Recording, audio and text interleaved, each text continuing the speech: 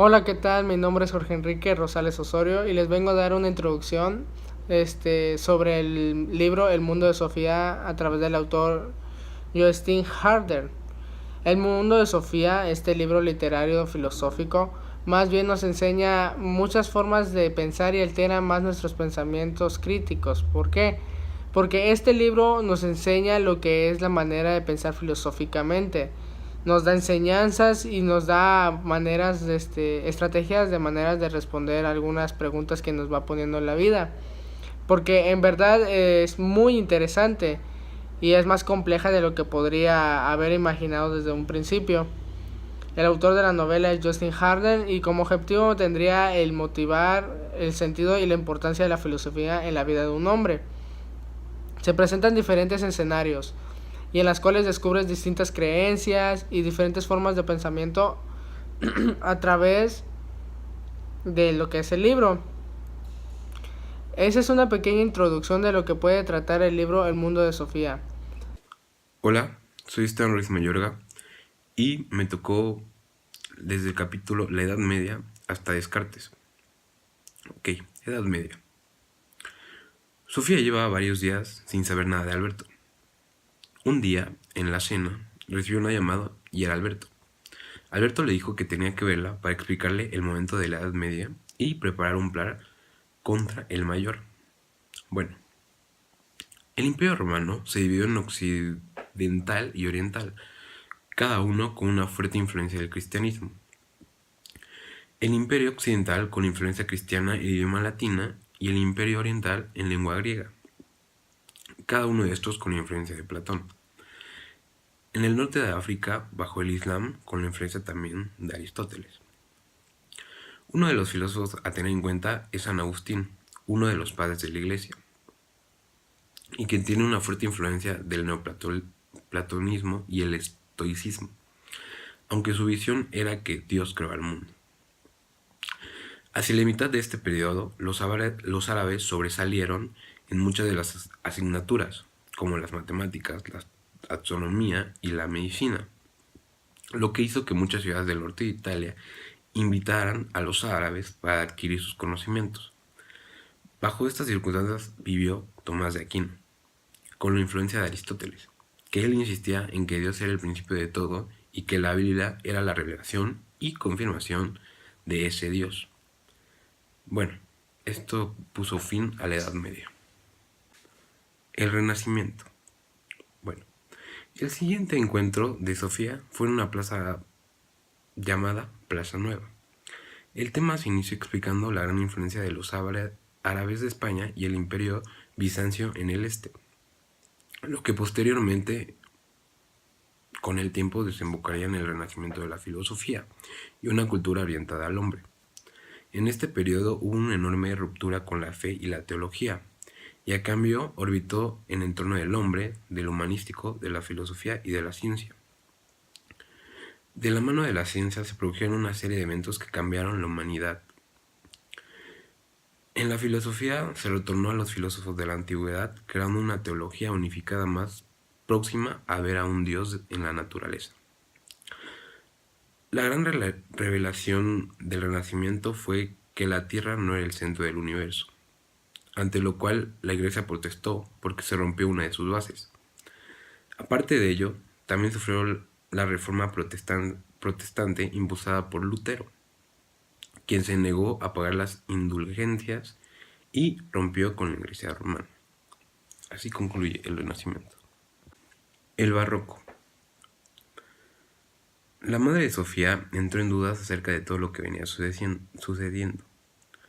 Así que Sofía decidió contarle todo acerca de las cartas y de Alberto. Además, que quería invitarlo a su fiesta de cumpleaños. Hermes dejó una nueva lección que se trataba del barroco, un momento de grandes contradicciones.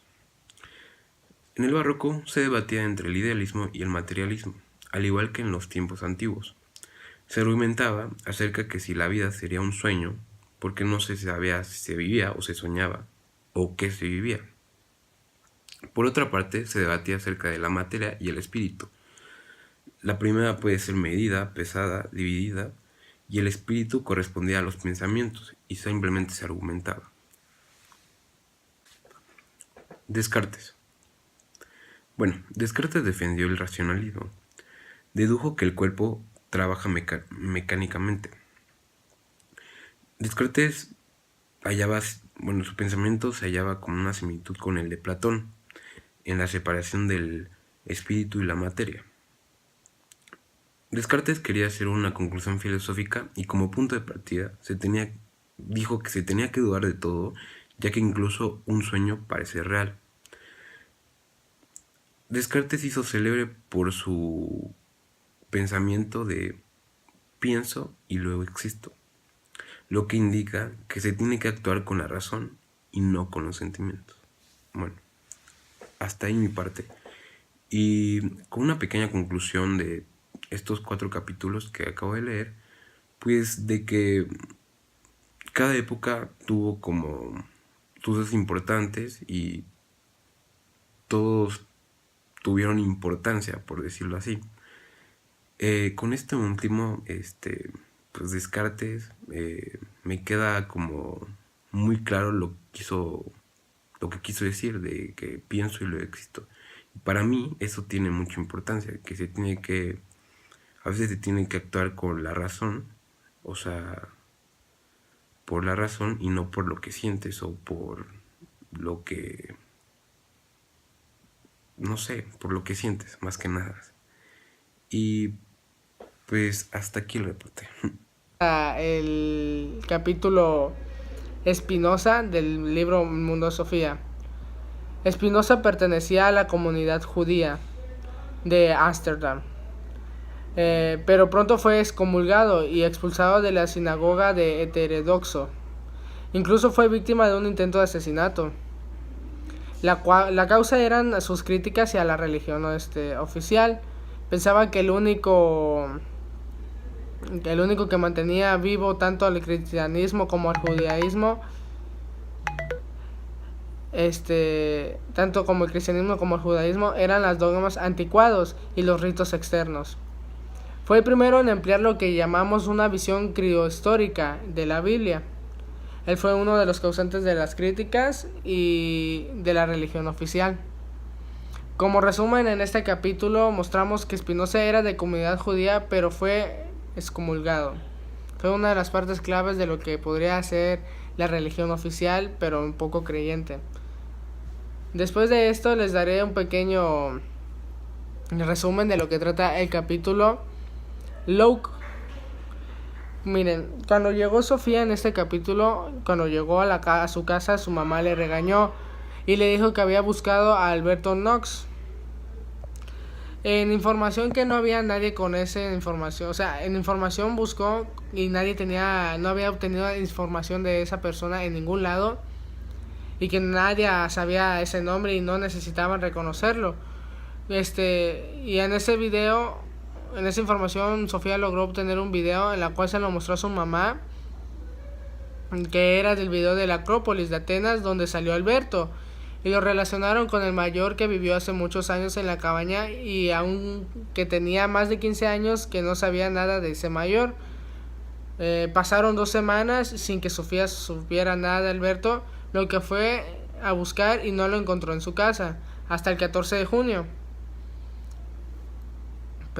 Hasta el 14 de junio, un día antes de su cumpleaños, vio a Hermes fuera de su casa. Iban al parque y se sentaron y en eso Hermes dijo: "Feliz cumpleaños, Hilde". Obviamente pues Sofía no pudo creer que el perro estuviera hablando, ya que después de eso Alberto estaba vestido y parecía a la vez pasada que ahora, no tantos solanes ni adornos. Ese día hablaron de los empiristas. Los empiristas dicen que no tenemos absolutamente ningún contenido en la conciencia. Antes de adquirir nuestras experiencias mediante los conocimientos que vienen de por medio de nuestras experiencias y de nuestros sentidos. Antes de captar algo con nuestros sentimientos, él pudo prácticamente obtener ese saludo de desconcentración al ver que Sofía veía que el perro hablaba, ¿no? Distinguía, también en ese capítulo distinguían las cualidades primarias y las secundarias. De las cualidades primarias decían que son el peso, el tamaño, la forma, etcétera, y algo que se puede medir y siempre va a ser igual. Por ejemplo, una manzana es redonda y de eso nadie le cabe duda, obviamente. Y en cambio de las cualidades secundarias son el olor y sabor que se pueden presentir o olfatear y etcétera. A mí me puede saber una manzana diferente que a mi mejor amiga, y solo porque nos sepa diferente no significa que esté bien o que esté mal. Aquí en el capítulo Locke nos daban a entender que no siempre tienes que, porque tú tengas la razón, significa que va a ser la correcta, porque jamás estamos conscientes del punto de vista de la otra persona para decir que esa persona está incorrecta. A mí como dice, al igual que Descartes decía que existía un solo Dios, ¿no? Y como conclusión, Locke defendió el papel de la mujer y en el aspecto político dijo que era una buena división de los poderes, poder ejecutivo y poder legislativo y poder judicial, y de esta forma no habría una tiranía. Dijo que el papel que se tenía de la mujer había sido impuesto por el hombre. A continuación les narraré un pedazo de lo que trató el capítulo Hume. Hume decía que el hombre tenía dos diferentes tipos de percepciones. Que Hume tenía dos tipos de percepciones, que el hombre tenía dos tipos de percepciones, que son las impresiones y las ideas. Y las impresiones son las que percibimos mediante la realidad externa. Por ejemplo, yo veo una araña y me asusto. No es porque tenga aracnofobia. Y yo de las ideas y las impresiones yo las relacioné en la vida. Así cuando yo estaba aprendiendo a manejar, choqué el coche. Y esa fue la impresión. Ahora cada vez que quiero aprender a manejar me da mucho miedo, ya que viene la idea de que eso viví. O sea, es la impresión. Y mi recuerdo que tengo es malo y por eso no quiero aprender a manejar. Es como cuando vas por primera vez a dar tu beso. Y tu beso pues obviamente no fue lo mejor que esperabas. Y ahora el querer besar a alguien te causa nostalgia y miedo, porque no fue como tú esperabas o no superó tus alternativas o expectativas. Hume decía que nada pudo haber sido inventado por la propia conciencia. Es así como que todos los que pensamos, y así es como porque ya lo hemos visto en el mundo. Y estas son las impresiones simples. O sea, si yo nunca he visto un perro, no me puedo imaginar un perro. Es como intentar explicarle los colores a un ciego. O bueno, yo lo pongo así. Y así yo nunca he conocido el amor, no puedo saber lo que es amar. Y en eso estoy totalmente de acuerdo con él. Él es como muchos otros filósofos, y uno de ellos es Aristóteles, que están de acuerdo con el sentido que nos proporcionan los conocimientos, porque Hume decía que las ideas y los conocimientos vienen de nuestras sensaciones. La conciencia es una especie de teatro donde aparecen distintas La conciencia es una especie de teatro donde aparecen distintos juicios sucediéndose los unos a los otros. Aquí es como una muestra de personalidad, es una mezcla en la que tenemos una personalidad y si no son sucesos, solo van sucediendo. Y por eso vamos cambiando día a día. Uno no es el mismo que el día de ayer. Prácticamente si algo me pasa de experiencia propia hoy, mañana no seré el mismo. Y en lo relacionado con la religión y Dios, todo eso, Hume rechazó cualquier intento de probar la inmortalidad del alma o de la existencia de Dios. Era un agnóstico, me imagino, y solo aceptó como verdadero aquello las que tenían sensaciones seguras. Por ejemplo, hoy en día para poder creer en algo necesitan verificar si en verdad pasó. Y por eso los científicos sacan ideas como los de la teoría del Big Bang, si Jesucristo existe, si en verdad pasó. Y pues obviamente eso provoca distintas opiniones en la religión y eso es lo que Hume intentaba aclarar. Como conclusión, siento que me gustó mucho lo que dijo Hume, pues que los sentimientos eran lo que nos indicaban cómo actuar y no siempre la razón. O sea, hemos señalado que no podemos probar que la razón, que podemos actuar con razón por lo como actuamos. O sea, de esto estoy cada vez más seguro, ya que creo que no todos nos ha pasado, pero por ejemplo, con algún novio o novia que nosotros o nosotras sabemos que no está bien, que tenemos y no está bien la relación o así, y la razón nos dice que lo más lógico es ya no regresar con él, terminar con esa persona. Pero obviamente viene la lógica, la razón, y nos dice que nos va a ganar los sentimientos, obviamente nos va a hacer volver con esa persona. Y aquí se puede comprobar por lo que dice Home. Su pensamiento me hizo un poco complicado, pero poco a poco con los ejemplos lo pude haber ido entendiendo y se me hace muy lógico y coherente todo lo que él pensaba. Ahora les daré un pequeño pedazo de lo que trató el capítulo Berkeley como conclusión de parte mía. Bueno, el pensamiento de George Berkeley se centró en Dios más que nada. Pues él dijo que Dios es quien crea y conserva todo lo que está en la naturaleza. Estoy muy de acuerdo con lo que dice, porque la frase para mí Dios es el centro de todo lo que está en el mundo. Prácticamente yo soy alguien católico y creo muchísimo en mi Señor, pero Berkeley opinaba que las cosas que están en el universo son precisamente como las que sentimos. Aquí nos podemos dar cuenta que es igual que Hume, que se basan en las sensaciones, pero la diferencia de Berkeley dice que son cosas exactamente precisas.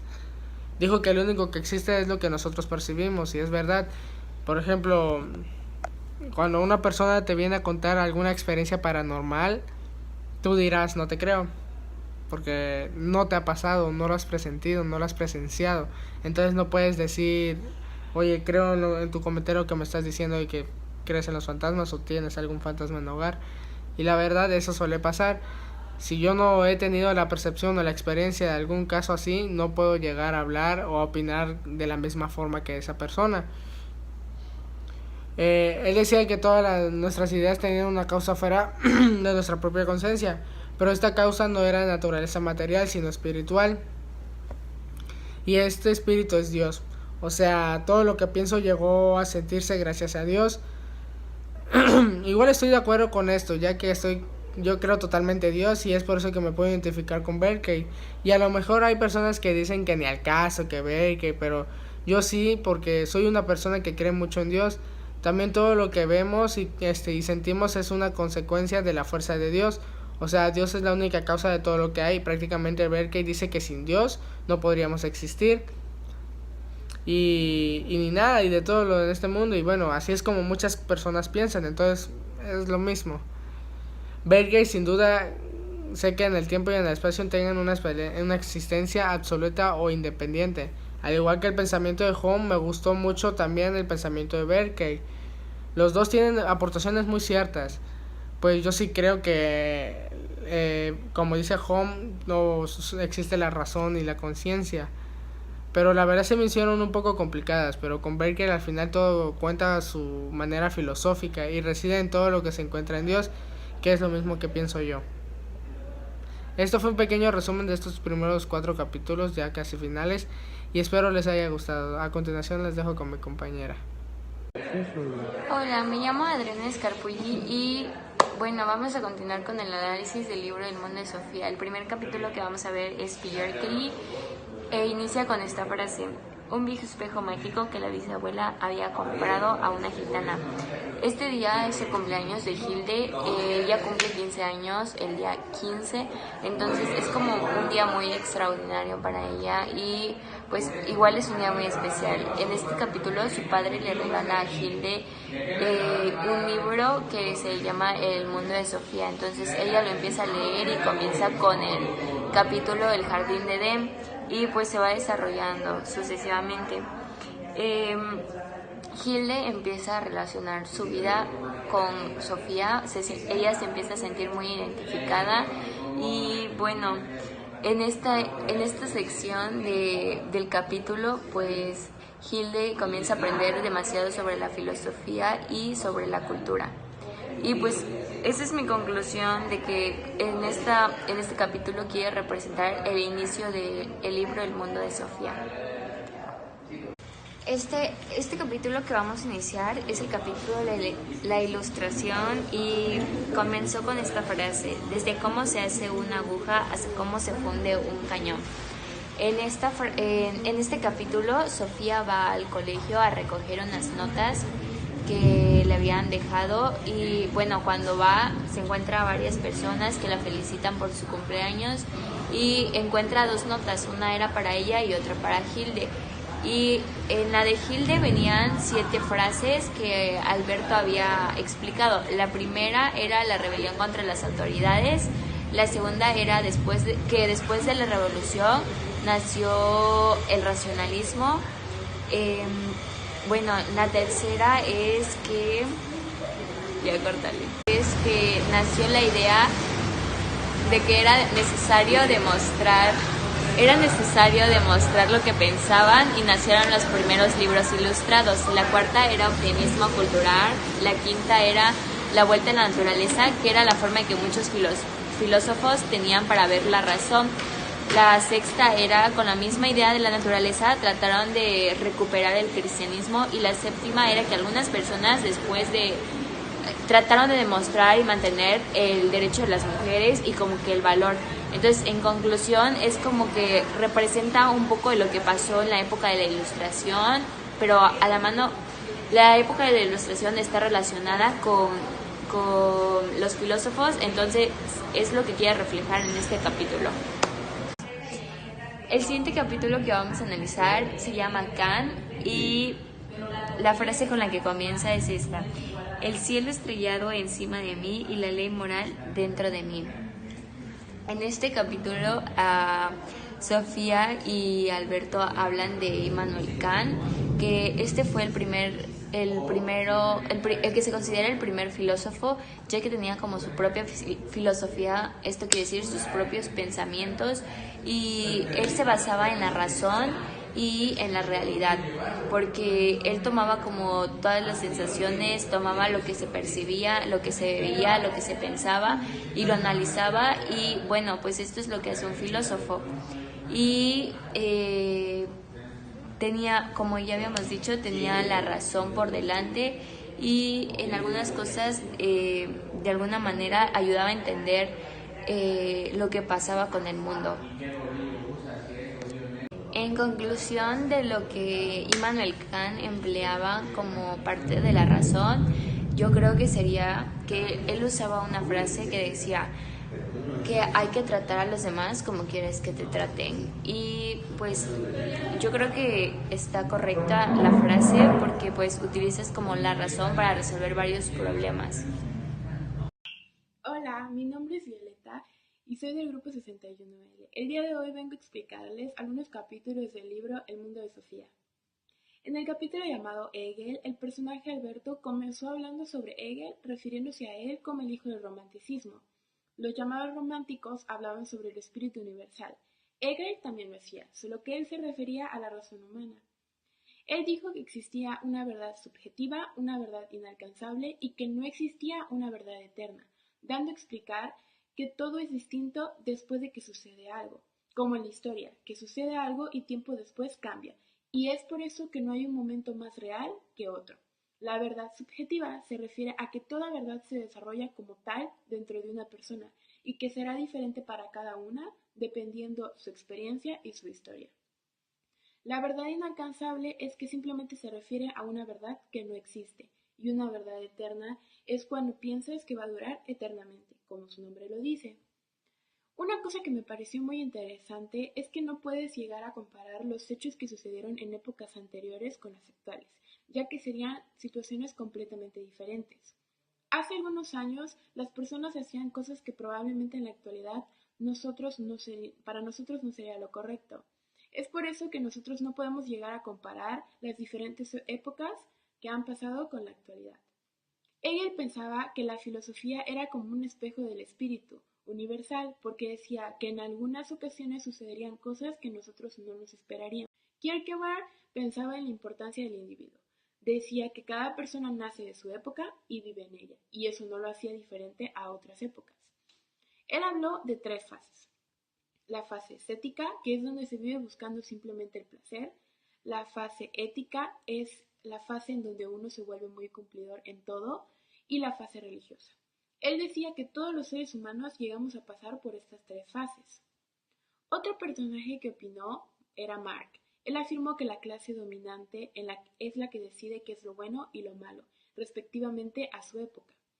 Me llamó mucho la atención una parte del libro donde se pregunta sobre la justicia y responden diciendo que una sociedad podría llegar a ser justa, pero cuando todos los hombres sean iguales, dando a entender que conseguir una sociedad justa es prácticamente imposible, o al menos no lo es actual.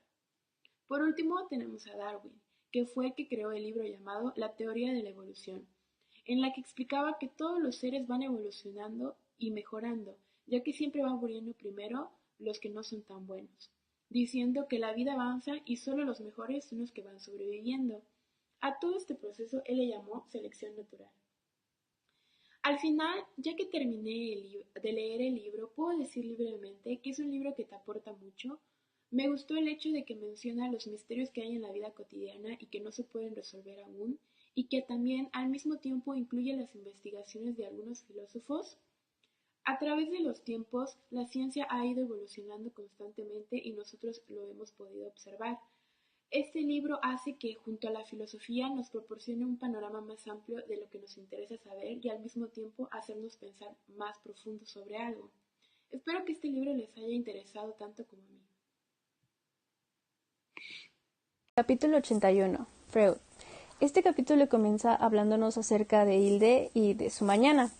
Y bueno, ella comienza la mañana dándose un paseo en barco antes de llevar a cabo su plan, que es básicamente tratar de castigar a su padre por la manera en la que trató a Sofía y Alberto. Bueno, también nos cuentan que ella no leyó mucho ese día y también dicen que Alberto se siente motivado por el Dr. Freud, este psicoanalista. En pocas palabras, Freud explicó que el problema o las desventajas que hay al momento de guardarte los pensamientos deshonestos, obscenos o las cosas que no están bien vistas por la sociedad, ya que estos de alguna manera quedan guardados en tu subconsciente y tarde o temprano van a salir de una no buena manera. Y que esto también tiene que ser visto por un psicoanalista. Capítulo 82. Nuestra época. Este capítulo nos habla de cómo Sofía sale de la cabaña del mayor y se dirige hasta su casa para poder empezar a arreglar la fiesta, el jardín para la fiesta de su cumpleaños. Pero después queda en encontrarse con un amigo en una cafetería, con Alberto, en una cafetería en el centro, en donde tienen una plática bastante filosófica e existencialista, en donde platican básicamente de lo que existe, lo que pasa, y bueno, también hablan como de los filósofos por los que están influenciados, que en este caso es Hegel, Marx, y bueno, también llegan a hablar del hiperrealismo y comentan acerca de Chaplin y de cómo las personas que ven esta película se sienten atraídas en la forma en la que él no se sorprende por las cosas más absurdas de la vida. Después de esto, ambos van a casa. Bueno, Alberto confirma su asistencia a la fiesta de Sofía y antes de eso pasa por una librería en la que él nota un libro titulado El mundo de Sofía y decide comprarlo. Capítulo 83. La fiesta en el jardín. Después de haber llegado a casa, Sofía se encuentra con su madre en el bus, quien inmediatamente le pregunta acerca del libro que llevaba y Sofía le comenta que fue un regalo de Alberto. Después de esto, ellas pasan la tarde arreglando todos los preparativos para la fiesta y al día siguiente llega Yoram a ayudarlas para terminar todos esos detalles como la comida, las ensaladas, el pollo y todo eso. Y bueno, van llegando los invitados con regalos, llega la mamá de Yoram y la mamá de Sofía se preocupa por la ausencia de Alberto, quien después llega y bueno, después del almuerzo y los postres, él decide como hacer un discurso bastante filosófico, pero bueno, después de su discurso continúa con el plan que tramaban